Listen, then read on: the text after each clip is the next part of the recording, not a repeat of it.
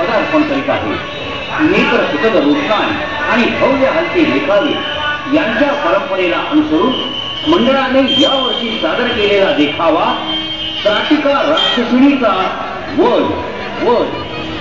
शरयू नदीच्या काठानं विश्वामित्र, राम आणि लक्ष्मण मार्गक्रमण करत होते. या काळात अनेक कथा विश्वामित्रांनी त्यांना सांगितल्या.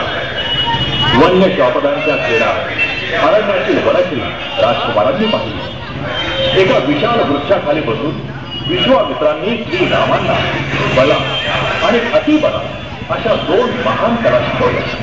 त्या त्यांनी तात्काळ उपलब्धी केल्या. विश्वामित्र म्हणाले, रामा, या दोन महान विद्या मी तुला दिलेल्या आहेत. त्यामुळे कामांचा चिनवणा तुला होणार नाही, कसल्याही व्याधी उद्भवणार नाही, अथवा बेसावध असताना कुठलीच दुष्ट शक्ती तुझ्या आसपास घडणार नाही. या विद्यांचं पालन फक्त तूच करू शकतो. दुसऱ्या दिवशी ते शरयू आणि भगीरथीच्या संगमावरील ऋषींच्या आश्रमात पोहोचले.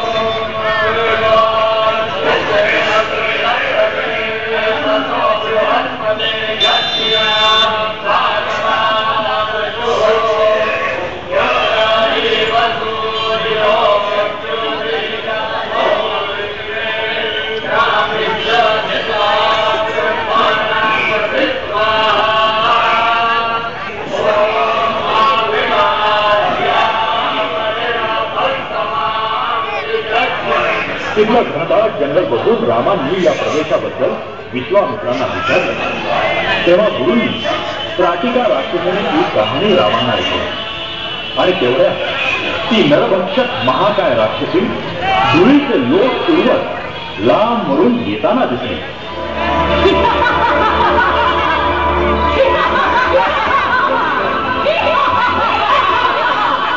विश्वामित्रांनी रामाला सांगितलं, तुझं सामर्थ्य दाखवण्याची संधी तुला आलेली आहे. राम धनुष्य घेऊन सज्ज झाले. त्राटिका राक्षसी रामाकडे क्रोधित नजरेनं बघत होती. श्रीराम तिला म्हणाले, त्राटिके, संत सज्जनांच्या कार्यात विघ्न का आणते? हे तुला थांबावंच लागेल, नाहीतर काय? तुझी गतिका भरली म्हणून तू माझ्या समोर आलाय. तुझी काय अवस्था करते आता?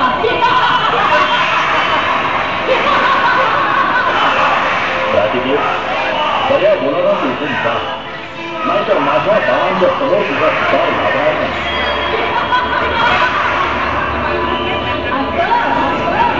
होऊन जाऊ दे,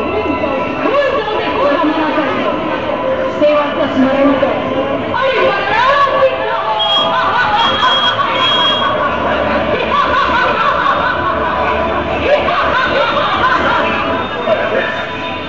ठीक आहे. शब्दांपेक्षा कृतीला मी महत्व जास्त देतो. हा हे माझा अमोघ बाण आणि कर प्रतिकार.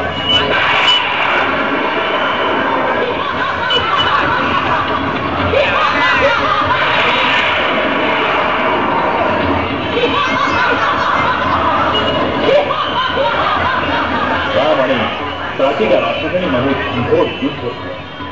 पण रामाच्या समोर ती पूर्णपणे निष्प्रभ झाली आणि आपल्या अमोघ बाणानं रामाने तिला यमसदनात पाठवलं.